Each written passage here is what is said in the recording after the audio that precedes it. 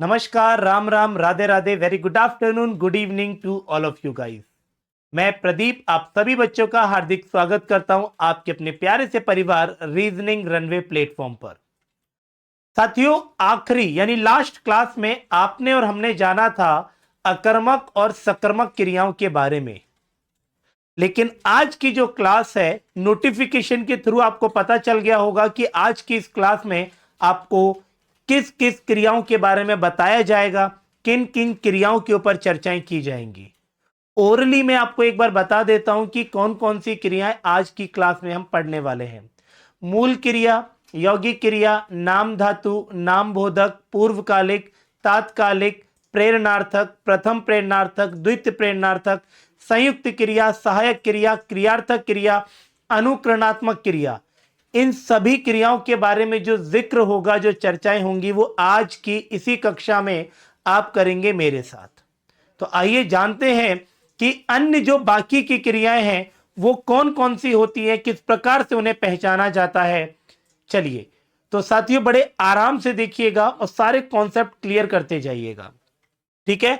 और ये भी बताइएगा लास्ट में जब इस क्लास को आप देखेंगे तो क्लास कैसी रही जरूर बताइएगा मुझे, ठीक है। तो सबसे पहले हम जानेंगे साथियों क्रिया की बेसिक्स पॉइंट्स। तो देखिए,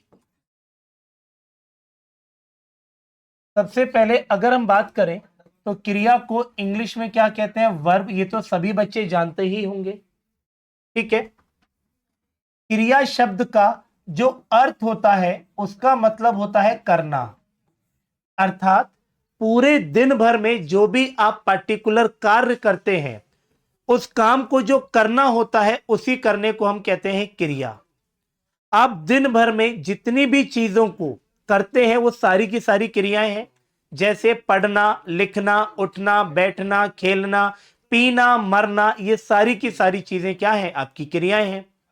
अगर मैं इसकी परिभाषा की बात करूं तो जहां किसी कार्य का होना पाया जाए उसे क्या कहते हैं? क्रिया कहते हैं। तो यहां से अगला क्वेश्चन ये आता है कि क्रिया शब्द जो है वो किस धातु से बना है। जैसे आपने देखा होगा कि हिंदी भाषा में, अंग्रेजी भाषा में कुछ शब्दों का जो जिक्र है, उत्पत्ति जो है वो लैटिन शब्दों से होती है या फिर फ्रेंच शब्दों से हो जाती है। यहां पर हिंदी के जो शब्दों की उत्पत्ति होती है वो किसी ना किसी धातु से मिलकर के बनती है। तो यहां पर जो क्रिया शब्द है मेरे प्यारे दोस्त, वो किस धातु से मिलकर के बना है? क्रि धातु से मिलकर के बना है। और इसी क्रि धातु में जब हम इया नाम का प्रत्यय जोड़ते हैं तब जाकर के पूरा एक शब्द बनता है क्रिया।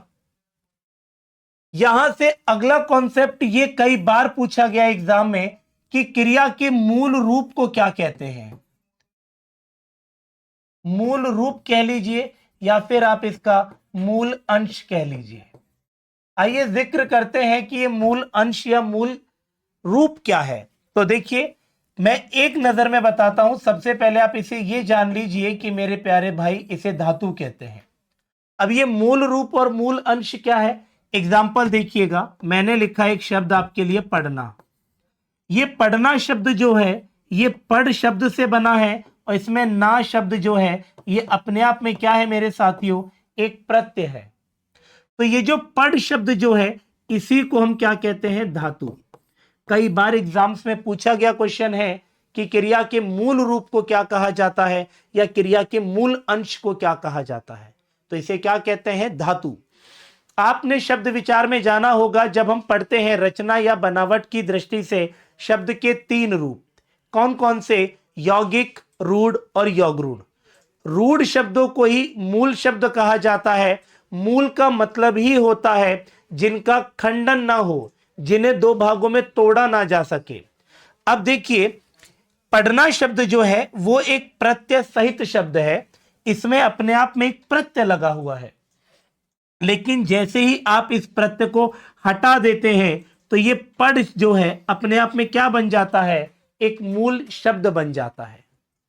क्लियर है? आशा करता हूं यहां तक सारे कॉन्सेप्ट क्लियर है, सारी बातें समझ आई होंगी। अब हम जिक्र करेंगे एक एक करके अन्य क्रियाओं के बारे में, ठीक है। तो देखिए, जिन क्रियाओं के बारे में मैं जिक्र कर रहा हूं, ये देखिए, लेकिन जिक्र करने से पहले एक छोटी सी बात और बता देता हूं कि मूल क्रिया और यौगिक क्रिया ये दोनों की दोनों उत्पत्ति के आधार पर यानी उत्पत्ति की दृष्टि से क्रिया के भेद माने जाते हैं। अगर आपसे पूछा जाए कि व्युत्पत्ति या उत्पत्ति के आधार पर क्रिया कितने प्रकार की होती है, तो दो प्रकार की होती है, मूल क्रिया और यौगिक क्रिया। और एक होती है रचना या बनावट के रचना या बनावट या कर्म के आधार पर दो प्रकार की अकर्मक और सकर्मक, जिसकी जानकारी हम प्रीवियस क्लास में ले चुके हैं। मूल क्रिया यौगिक क्रिया में अंतर क्या है, छोटे छोटे पॉइंट्स में देखिएगा। यहां मतलब धातु प्लस कोई प्रत्यय न हो, कोई प्रत्यय न हो, अर्थात जिन धातुओं के साथ या धातुओं के अंत में किसी प्रकार का कोई प्रत्यय न लगा हो, उन्हें हम कहते हैं मूल क्रिया। एग्जाम्पल देखिएगा, मैंने लिखा पढ़, लिख, उठ, बैठ, खा, पी, चल आदि। क्या हम यहां देखिए आप, क्या इन धातुओं के साथ किसी प्रकार का कोई प्रत्यय लगा है? नहीं। और जहां क्रिया के साथ या धातु के साथ कोई प्रत्यय नहीं लगा होता, उसी को हम क्या कहते हैं मेरे प्यारे दोस्त? मूल क्रिया। अब बात करेंगे हम यौगिक क्रिया की। तो देखिए, धातु प्लस प्रत्यय, अर्थात जहां धातु के साथ प्रत्यय लगा हो उसे हम क्या कहेंगे? यौगिक क्रिया।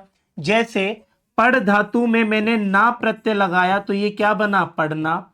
लिख शब्द के साथ मैंने ना प्रत्यय लगाया तो क्या बना? लिखना। अगर मैं उठ के साथ लगाता हूं ना तो ये बनेगा उठना। बैठना, चलना, खाना, पीना, जाना, गिरना, मरना आदि। आई होप कि मूल क्रिया और यौगिक क्रिया बहुत अच्छे तरीके से आपको समझ आ गए होंगे। इनमें जो छोटा छोटा अंतर है वो क्लियर हो गया होगा। आगे देखते हैं हम कि प्रेरणार्थक क्रिया किसे कहते हैं। जहां कर्ता अपना कार्य स्वयं न करके किसी अन्य से उस काम को करवाता है, उसी को हम क्या कहते हैं? प्रेरणार्थक क्रिया कहते हैं। एक नजर डालते हैं इसकी परिभाषा पे, तो देखिएगा, जहां कर्ता स्वयं कार्य न करके किसी अन्य से करवाए, अन्य से करवाता है, उसे हम क्या कहते हैं?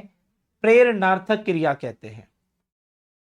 एग्जाम्पल देखिएगा, मैंने एक छोटा सा एग्जाम्पल लिया इसके लिए। मोहन दर्जी से कपड़े सिलवाता है।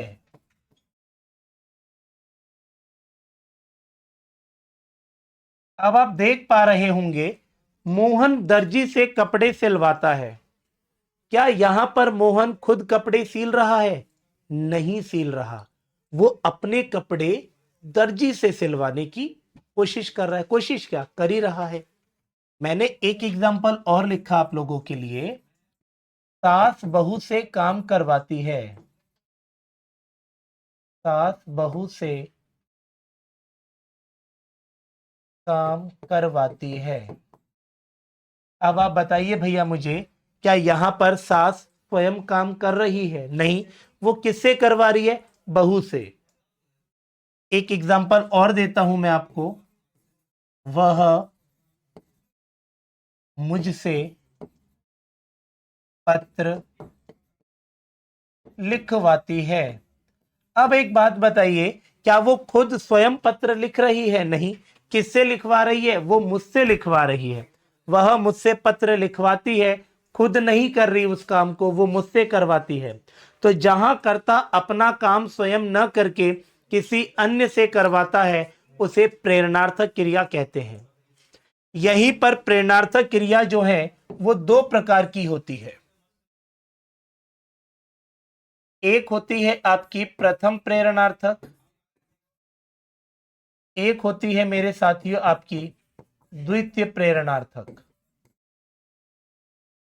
आइए जानते हैं कि प्रथम और द्वितीय प्रेरणार्थक कैसे पहचाने, किस तरीके से आइडेंटिफाई किया जाए, कौन सी प्रथम प्रेरणार्थक होंगी, कौन सी द्वितीय प्रेरणार्थक होंगी।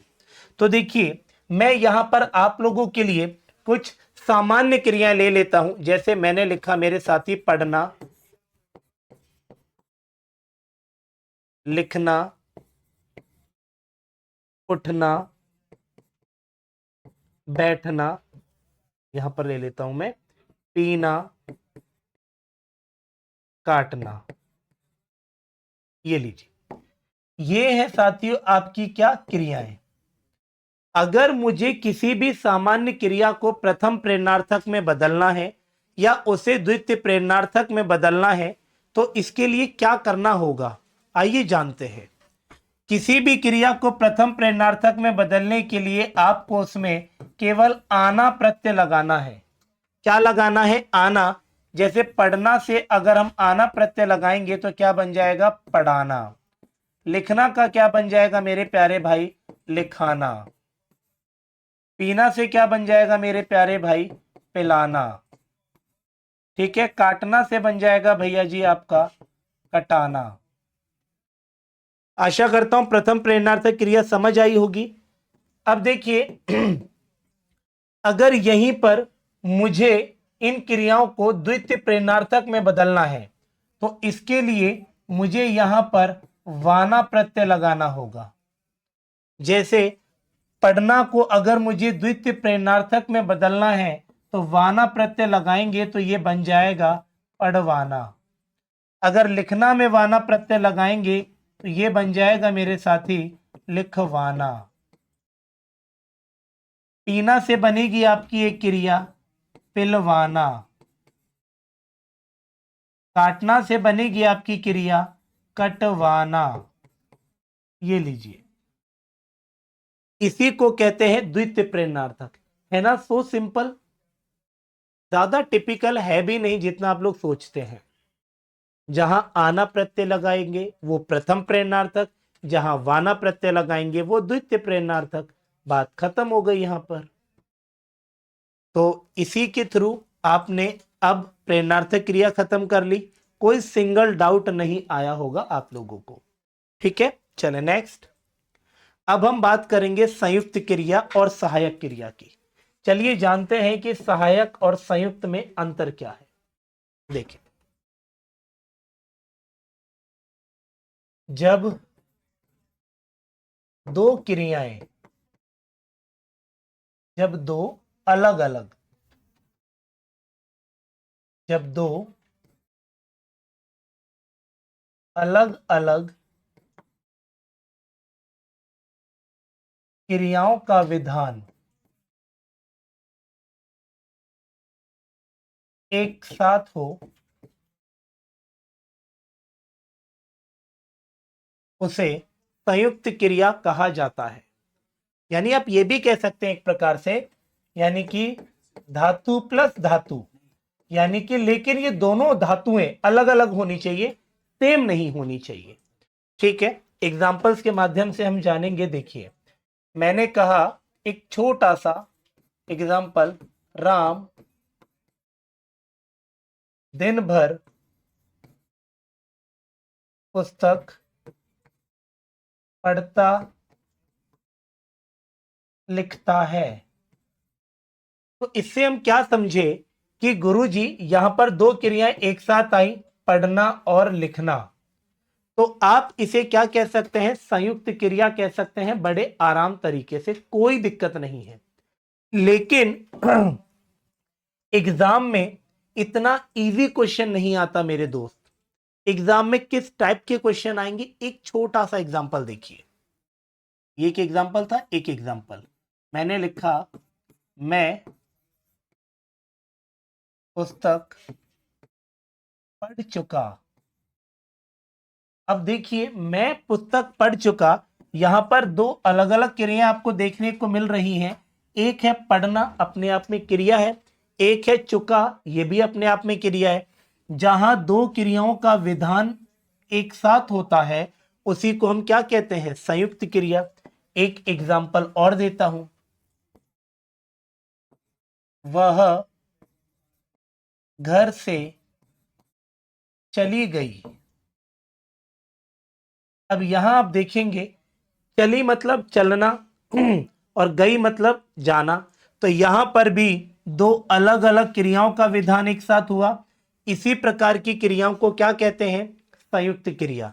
एक एग्जाम्पल देखिएगा, मैंने कहा वह चला गया, वह चला गया।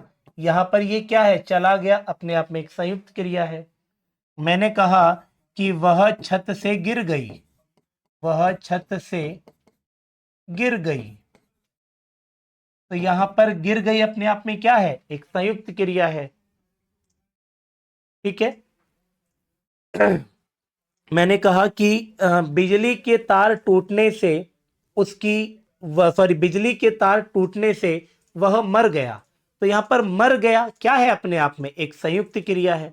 तो जहां दो अलग अलग क्रियाओं का विधान एक साथ होता है उसी को कहा जाता है संयुक्त क्रिया।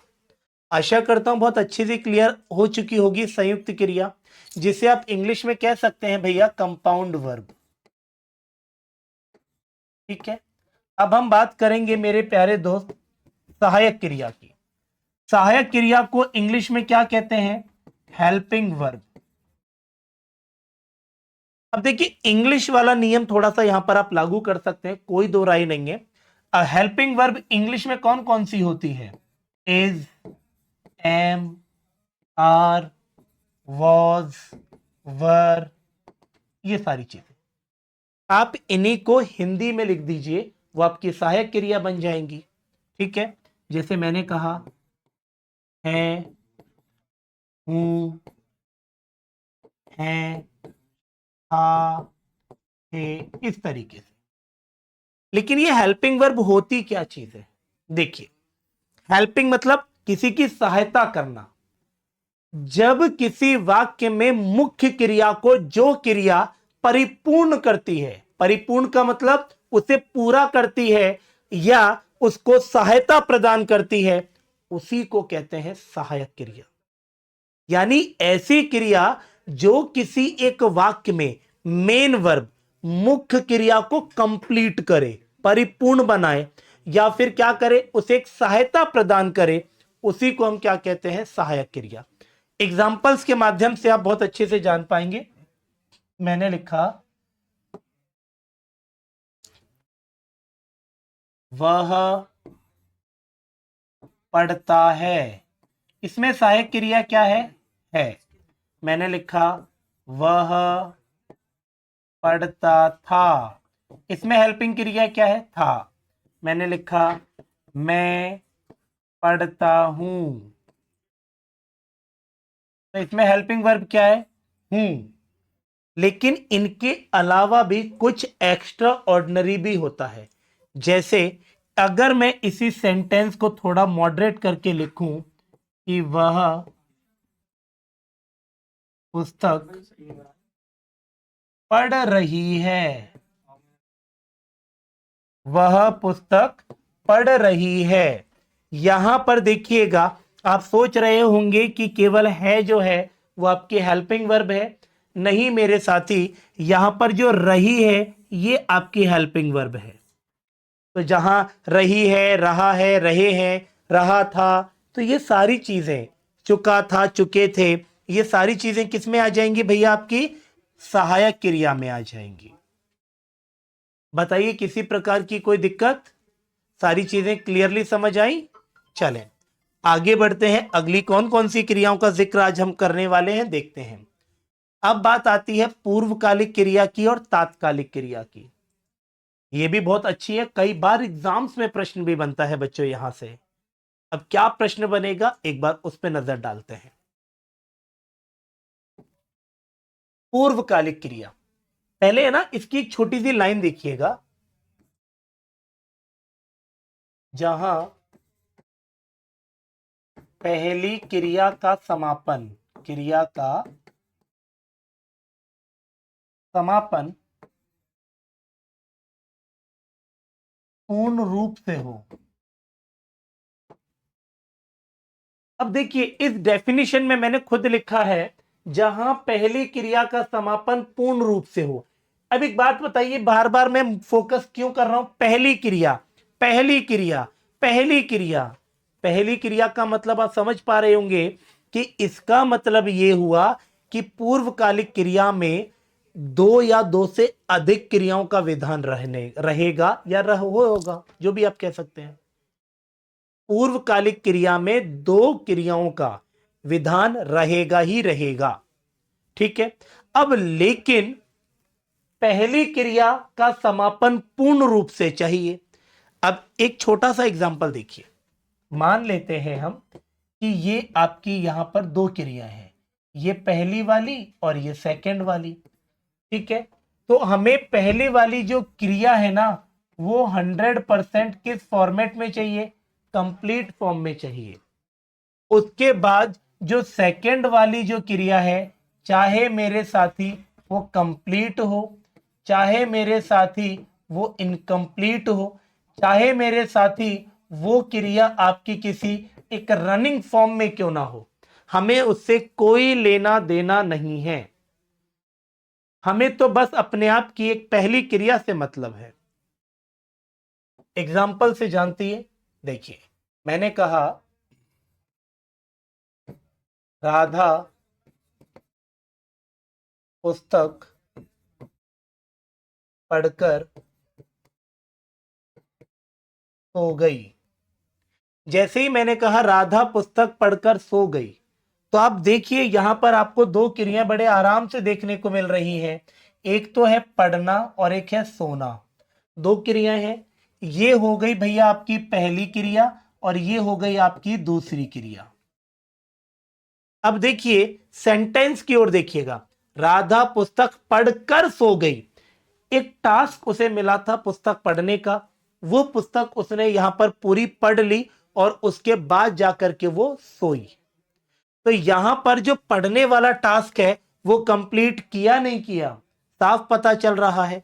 एक एग्जांपल और देखता हूं, देखिए मैंने कहा मोहन नहाकर चला गया। अब आप देखिए यहां पर भी आपको दो वर्ब दिख रही होंगी, एक नहाना और एक चलना। अब नहा कर चला गया वो इनकम्प्लीट तो नहीं है ना, नहा लिया ना अच्छे से, उसके बाद वो ऑफिस चला गया। तो जहां पहली क्रियाएं 100% कंप्लीट मिल जाए उसी को हम क्या कहते हैं? पूर्वकालिक क्रिया कहते हैं। अभी एक बार नजर डालते हैं तात्कालिक क्रिया पे, उसके बाद इन दोनों में आप अंतर देखेंगे तो बहुत अच्छे से समझ आ जाएगा। तो जैसे ही आपने ये देखा वैसे ही मैं आपको ये बताने वाला हूं। यहां पर क्या होगा? यहां पर भी दो वर्ब होंगी, पहली और दूसरी। लेकिन यहां जो पहली वाली जो क्रिया है ना वो मुझे किस फॉर्मेट में चाहिए मेरे प्यारे दोस्त? इनकम्प्लीट फॉर्मेट में चाहिए। और जो सेकंड वाली जो वर्ब है, अब चाहे वो कंप्लीट हो चाहे वो इनकम्प्लीट हो, चाहे वो आपकी रनिंग फॉर्म में क्यों ना हो, ठीक। तो यहां पर इसकी दो चीजें बहुत अच्छी हैं, मैं बताता हूं कौन कौन सी। एक एग्जांपल देखता हूं, जैसे मैंने एग्जांपल लिखा राधा पुस्तक पढ़कर राधा पुस्तक पढ़ते पढ़ते सो गई। अब आप देख पा रहे होंगे इस एग्जाम्पल में दो क्रियाएं हैं, एक पढ़ना और एक सोना। अब आप मुझे बताइए क्या यहां पर जो पहली क्रिया है वो आपकी क्या 100% कंप्लीट हुई? आप खुद सोच रहे होंगे कि राधा पुस्तक पढ़ते पढ़ते पढ़ते सो गई, ठीक है। तो जहां पहली क्रिया इनकम्प्लीट हो उसके बाद सेकंड वर्ब चाहे कंप्लीट इनकम्प्लीट रनिंग फॉर्म में हो बच्चों, हमें उससे कोई लेना देना नहीं है। ठीक है, आशा करता हूं बहुत अच्छे से समझ आया होगा। अब इसमें एक चीज और होती है, और वो बात क्या है देखिएगा।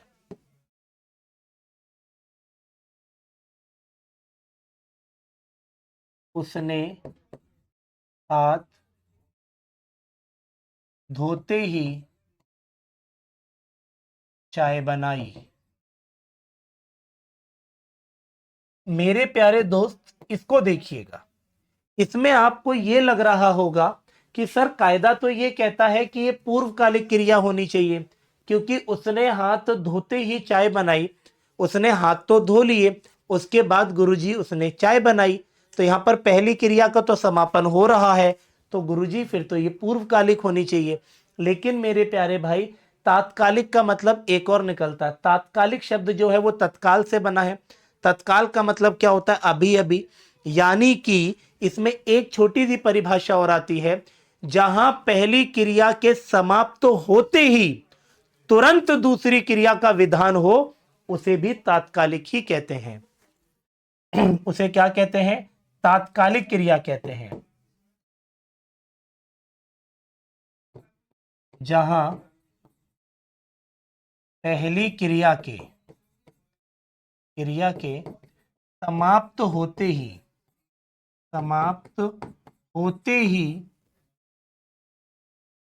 तुरंत दूसरी क्रिया का विधान हो। जहां पहली क्रिया के समाप्त होते ही तुरंत दूसरी क्रिया का विधान हो, उसी को क्या कहते हैं बच्चों? हम तात्कालिक क्रिया कहते हैं। अब आप देखिए, उसने हाथ धोते ही चाय बनाई, इसका मतलब क्या हुआ? उसने हाथ धोए और उसके तुरंत बाद जाकर के उसने तुरंत बैक टू बैक वो दूसरी क्रिया करने लगी, चाय बनाने की। अब आप सोच रहे होंगे कि गुरुजी इसमें भी तो वो काम हो रहा है बैक टू बैक। अब आप थोड़ा सा इस सेंटेंस का भाव देखिएगा कि राधा पुस्तक पढ़कर सो गई। ऐसा तो है नहीं कि राधा यहां पर पुस्तक पढ़ रही है, आखिरी पन्ना चल रहा है किताब का, और आखिरी पन्ने की आखिरी लाइन चल रही है, और आखिरी लाइन का आखिरी ही अक्षर चल रहा है, और जैसे उसने आखिरी अक्षर पढ़ा सोने लग गई। क्या ऐसा पॉसिबल है? नहीं है मेरे दोस्त। ऐसा तो है नहीं कि लास्ट पेज चल रहा और जैसे ही पढ़ा तुरंत उसे नींद आ गई, सो गई। तो इस प्रकार की क्रियाओं को हम क्या कहते हैं? तात्कालिक क्रिया कहते हैं।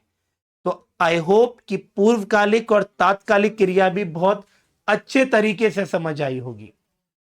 अब देखिए, इसकी पहचान बताता हूं मैं छोटा सा एक वाक्य में। पूर्वकालिक क्रिया में है ना, पहली क्रिया के साथ हमेशा याद रखिएगा भैया, कर नाम का प्रत्यय आपको अवश्य मिला देखने को मिल जाता है। पहली क्रिया के साथ पढ़कर, नहाकर, ये वाली चीज। अगर मैं बात करूं तात्कालिक में, तो तात्कालिक में पहली क्रिया तो इनकम्प्लीट रहेगी, और इनकम्प्लीट रहेगी तो पहली क्रिया बार बार रिपीट होगी। और दूसरी चीज इसमें आप ये भी मान सकते हैं कि जहां पहली क्रिया यानी कि जिन सेंटेंस में अगर क्रिया के साथ ही आ जाए, तो समझ लेना उसके बाद वो तुरंत दूसरी क्रिया प्रकट होगी ही होगी। ठीक है, तो ये जो वर्ब है साथियों, ये है आपकी पूर्वकालिक और तात्कालिक। बताइए कोई दिक्कत? मुझे नहीं लगता कि आपको कोई डाउट आया होगा। कोई भी डाउट है कमेंट बॉक्स में जाए, मैसेज करें, सारे डाउट्स का सॉल्यूशन पाए आप। आगे देखते हैं साथियों, और कौन कौन सी क्रियाओं का जिक्र आज इसी कक्षा में होने वाला है। नाम धातु और नाम बोधक क्रिया काफी अच्छी क्रियाएं हैं साथियों। इन्हें भी हम लोग एक नजर डाल के एक बार देख लेते हैं कि क्या होती है ये नाम धातु और नाम बोधक। तो देखिए, नाम धातु किसे कहते हैं? ऐसी क्रियाएं जो किसी संज्ञा या सर्वनाम या विशेषण से बनी,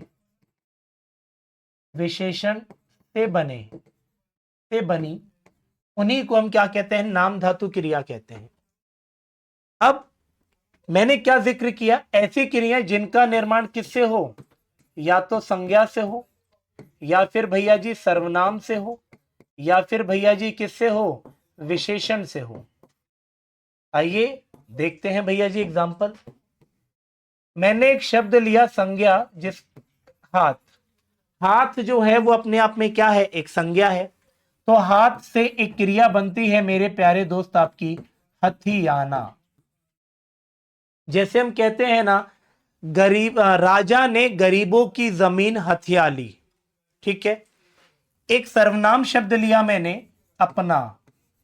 अगर मुझे अपना शब्द को एक नाम धातु क्रिया में बदलना है तो अपना से बन जाएगी अपनाना। एक विशेषण शब्द लिया मैंने, गरम। अगर मैं गरम से पूछूं तो क्या बन जाएगा, गरमाना। दुख से बन जाएगा दुखाना या दुखियाना। बात से बन जाएगा बतियाना। चमक से बन जाएगा चमकाना। शर्म से बन जाएगा शर्माना। ठंडा से बन जाएगा ठंडाना। तो ये जितनी भी क्रियाएं मैंने बोली हैं वो सारी क्या है, नाम धातु क्रियाएं हैं। यानी कोई भी ऐसी सिंगल क्रिया या तो वो संज्ञा से मिलकर बने, संज्ञा शब्द से, सर्वनाम से या विशेषण से बने, उन्हीं को हम क्या कहते हैं भैया जी, उसी को हम कहते हैं नाम धातु क्रिया। अब हम यहां पर बात करने वाले हैं मेरे प्यारे भाई नाम बोधक क्रिया की। तो देखिए, अगर आप नाम बोधक क्रिया की अगर बात करते हैं तो किसे कहते हैं नाम बोधक। देखिए,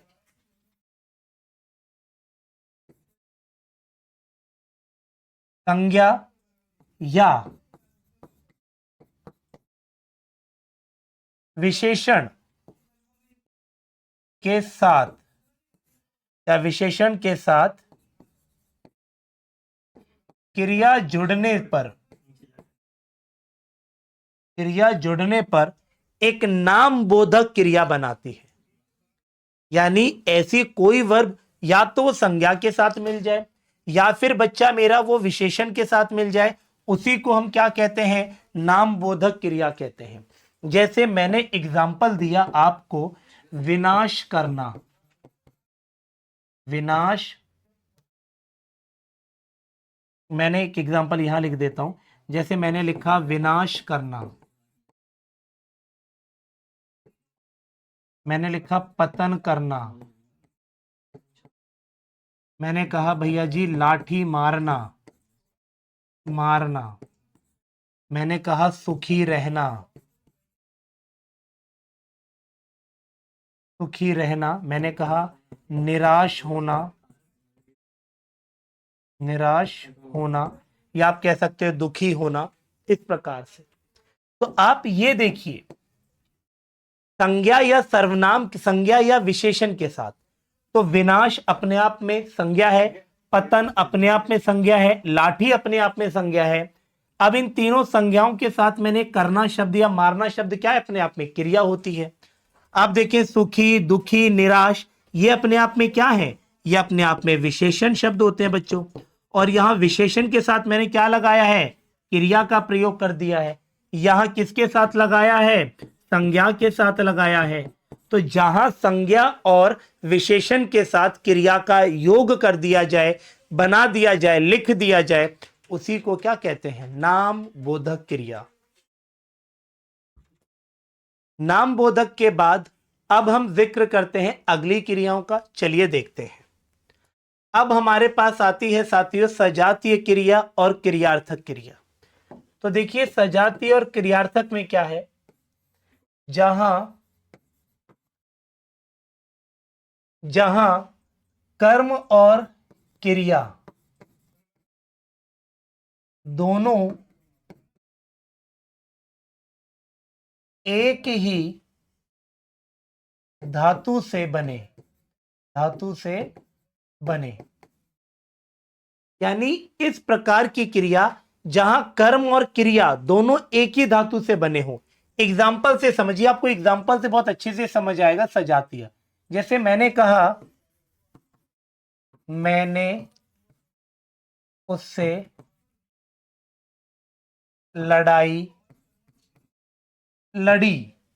अब यहां पर लड़ाई क्या है, अपने आप में कर्म हो गया, ठीक है, और लड़ी अपने आप में क्या हो गई, क्रिया हो गई। तो इस प्रकार की क्रियाओं को हम क्या कहते हैं बच्चों? सजातीय क्रिया कहते हैं। आइए जानते हैं एक और एग्जाम्पल।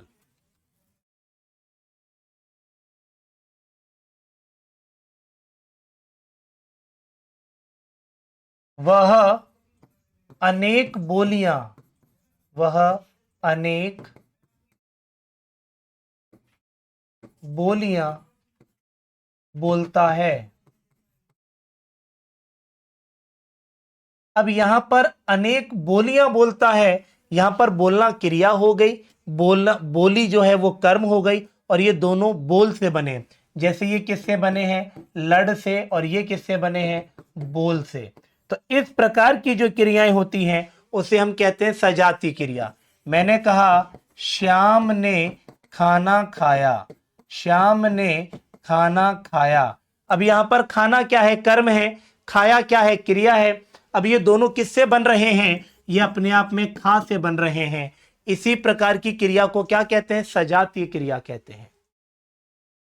आइए साथियों, अब जिक्र करता हूं मैं क्रियार्थक क्रिया। देखिए, जहां क्रिया का प्रयोग, जहां क्रिया का प्रयोग संज्ञा के लिए किया जाए, संज्ञा के लिए हो, वो रहेंगी तो क्रिया, लेकिन वो उस वाक्य की क्रिया नहीं होंगी। वहां पर होगा क्या? क्रिया को एक संज्ञा के रूप में दर्शाया जाएगा। जैसे मैंने कहा टहलना स्वास्थ्य के लिए लाभदायक है, लाभदायक है। तो यहां आप एक बात बताइए, ये जो टहलना है ये वैसे तो क्रिया है, लेकिन इस वाक्य में क्रिया के तौर पे प्रयोग नहीं किया गया। इसका प्रयोग यहां पर किसके तौर पे हुआ है? संज्ञा के तौर पे हुआ है। जैसे एक एग्जांपल और बताता हूं मेरे प्यारे दोस्त में, देश के लिए मरना, देश के लिए मरना गर्व की बात है। ये लीजिए। तो यहां पर आप देखिए, ये जो मरना है ये वैसे तो क्रिया है, लेकिन इस वाक्य में क्रिया के तौर पे इसको प्रयोग नहीं लाया गया है। इसका जो प्रयोग किया गया है वाक्य में वो एक संज्ञा के स्थान के, संज्ञा के रूप में लाया गया है। तो इसी प्रकार की क्रियाओं को हम क्या कहते हैं मेरे प्यारे दोस्त? क्रियार्थक क्रिया कहते हैं। ठीक है, आइए जानते हैं नेक्स्ट, और यह है आपकी आखिरी क्रिया आज इस क्लास की। छोटा सा कॉन्सेप्ट है, बड़ा प्यार मोहब्बत वाला, सुनिएगा। ध्वनि से बनी क्रिया को, ध्वनि से बनी क्रिया क्या कहलाती है? अनुकरणात्मक। यानी ऐसी क्रियाएं जिनका निर्माण किसी ध्वनि से हो। ध्वनि का मतलब देखिए, मैंने एक छोटा सा एग्जांपल देता हूं। मैंने लिखा जब हम दरवाजा खोलते हैं तो चर्र चर्र की आवाज आती है, तो चर्र चर्र से बना चर चराना। दरवाजा को खटखट करिएगा आप, क्या बनता है खटखट से? खट खटाना। ठीक है, मैं से क्या बनता है भैया जी? मैं से बन जाएगा मिमियाना। इसी के साथ आपकी आज इसी कक्षा में सारी क्रियाओं का किया हम लोगों ने समापन। आशा करता हूं क्लास बड़ी लाजवाब लगी होगी, पसंद आई होगी, सारी क्रियाएं आपकी क्लियर हो गई होंगी। जिन किसी बच्चों को डाउट रहता था क्रियाओं में, एक चुटकी बजा करके मैंने कर दिया सॉल्व। ठीक है, चलिए, तो कमेंट बॉक्स में अपना रिप्लाई जरूर दीजिएगा कि ये क्लास कैसी रही, आपको क्रियाएं पसंद आई। ठीक है, इसी के साथ मैं प्रदीप अब आपसे अलविदा लेना चाहूंगा। मुलाकात करेंगे अगली क्लास में नए टॉपिक के साथ। तब तक के लिए जय हिंद।